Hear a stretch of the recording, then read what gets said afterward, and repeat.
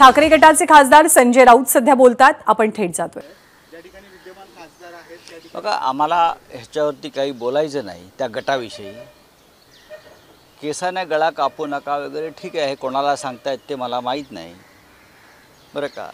त्यांची केस आमच्याकडनं संपलेली आहे, आम्ही त्याच्यावर बोलणार नाही। आणि उद्याच्या निवडणुकीत त्या केसची फाईल जनता पूर्ण बंद करणार आहे, तर आम्ही कशाला त्याच्यावर बोलायचं। ज्या पद्धतीने त्यांची अवहेलना सुरू आहे त्याच्यावरती आम्हाला बोलण्याची गरज नाही। या क्षणी त्यांचं त्याने बघावं। पुढे बोला। राज्यात कायदा सुव्यवस्थेचा प्रश्न उभा राहिला, आपण एक पत्र देखील दिलं आहे गृहमंत्र्यांना। जुगारांचे अड्डे सर्रासपणे चालू आहे आणि यापूर्वी वारंवार मी हे पत्र लिहितो। महाराष्ट्रामध्ये आमदार गोळीबार करतायत, हत्या करतायत, लुटमार होत आहेत, दरोडेखोरी होते आहे, भ्रष्टाचार सुरू आहे, बलात्कार सुरू आहेत आणि ड्रग्स गुजरातमधून महाराष्ट्रात येत आहे।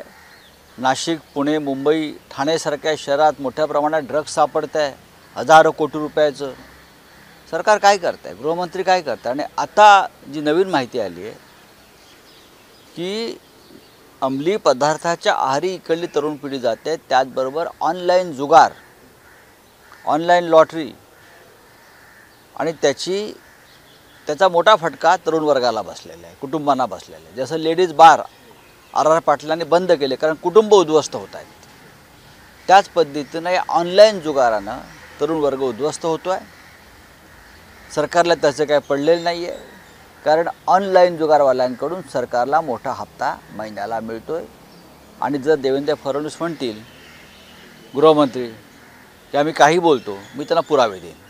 महाविकास आघाडीच्या बैठकीनंतर ज्यावेळी प्रकाश आंबेडकर निघून गेले त्यावेळी त्यांनी प्रचारकांना सांगितलं, त्यांना विचारलं सकारात्मक चर्चा होती का, त्यावर त्यांचं उत्तर असं होतं, माझ्या चेहऱ्याकडे बघून काय वाटतं। त्यानंतर लगेच अर्ध्या तासात त्यांच्या पक्षाकडे ठीक आहे, बोलू द्या ना, की बोलू द्या चर्चा नाही झाली। ठीक आहे, मनासारखं म्हणजे असं आहे की आघाड्यांमध्ये सगळ्यांच्याच मनाप्रमाणे होत नाही। आम्ही जेव्हा शिवसेना भारतीय जनता पक्षाबरोबर युतीत होतो तेव्हाही आमच्या मनाप्रमाणे होत नव्हतं। आता आम्ही महाविकास आघाडीत आहोत, प्रत्येकाला आघाडीमध्ये आघाडी धर्म टिकवण्यासाठी आपल्याच मनाप्रमाणे होईल हा हट्ट सोडला पाहिजे। मग तो काँग्रेसने सोडलेला आहे, राष्ट्रवादी काँग्रेसनं सोडलेला आहे आणि शिवसेनेनंही सोडला आहे। शिवसेनेनं अनेक आपल्या महत्त्वाच्या जागा आघाडीत सोडलेल्या आहेत किंवा सोडते आहे, कारण महाराष्ट्रामध्ये आम्हाला एक वेगळं चित्र निर्माण करायचं आहे। प्रकाश आंबेडकर साहेबांबरोबर आमची चर्चा अत्यंत उत्तम झाली।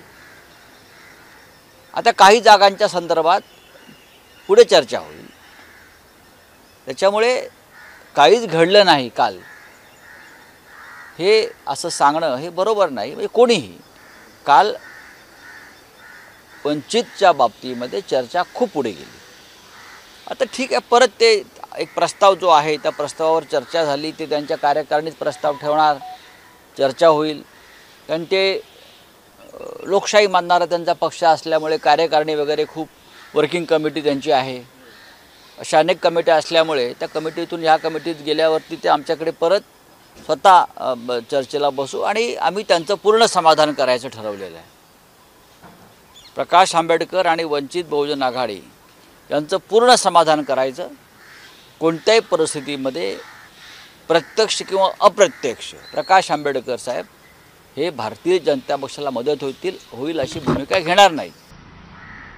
उत्तर प्रदेशमध्ये जे मायावती करतायत त्याला पूर्ण विरोध प्रकाश आंबेडकर साहेब करतायत। त्यांना या देशात हुकुमशाहीला खतपाणी घालणारं मोदींचं राज्य नको आहे, त्यांना संविधानाचं रक्षण करायचं आहे आंबेडकरांना, आणि आम्हालाही तेच करायचं आहे, म्हणून आम्ही एकत्र आहोत। हिंदी में जानना चाहेंगे, आपने लेटर लिखा है देवेंद्र फडणवीस जी को, क्या है वो लेटर में?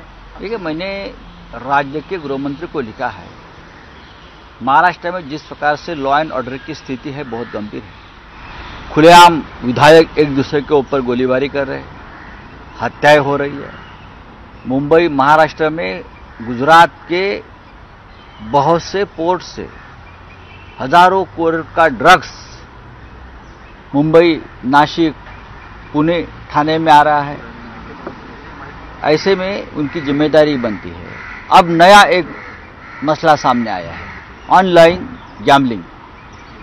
सबसे ज़्यादा महाराष्ट्र में है। हज़ारों करोड़ का ट्रांजैक्शन चल रहा है। उसमें जो युवा पीढ़ी है, नौकरी करने वाली पीढ़ी है, वो पूरा पैसा, पूरा सैलरी हर महीने में वो ऑनलाइन जुगाड़ पे लगाती है और घर घर उद्ध्वस्त हो गए हैं। और सरकार उनकी कोई दखल नहीं दे रहा है, क्योंकि सरकार को बहुत बड़ा उससे हफ्ता मिल रहा है, रंगदारी हो रही है। तो मैंने देवेंद्र जी को कहा है, आप राज्य के गृह मंत्री हो, आपको अगर ये युवाओं का जो समस्या है, जो फैमिली की समस्या है उनकी, वो नहीं दिखती, तो क्या गृह मंत्री पद आपके किस काम का है? इतना मैंने कहा है। सर, कल सीट शेयरिंग के ऊपर मीटिंग हुई महाविकास आघाड़ी की, लेकिन फिर भी प्रकाश अंबेडकर जी नाराज दिखे। प्रकाश अंबेडकर जी नाराज नहीं है। प्रकाश अंबेडकर के साथ हमारी बहुत ही पॉजिटिव चर्चा हो गई है। वंचित आघाड़ी के साथ प्रस्ताव के ऊपर चर्चा हुई, हमने कुछ बातें कही, अंबेडकर जी ने कुछ बातें रखी, उसके ऊपर चर्चा हुई है। अब प्रस्ताव लेकर एक प्रस्ताव अंबेडकर साहब ने दिया, उसके ऊपर चर्चा हो गई। जो निर्णय हुआ अंदर, वो अब उनके कार्यकारिणी जो है पार्टी के, उनके सामने रखेंगे और वापस 2-3 दिन में हम लोग बैठेंगे। थँक्यू। तर काल जागा वाटपासंदर्भात सकारात्मक चर्चा झालेली आहे। प्रकाश आंबेडकरही नाराज नाहीत। येत्या 2 ते 3 दिवसात त्यांच्याशी पुन्हा एकदा चर्चा होईल, सकारात्मक तोडगा काढला जाईल, असं संजय राऊतांनी महाआघाडीच्या जागा वाटपासंदर्भात सांगितलेलं आहे। एबीपी माझा, उघडा डोळे बघा नीट।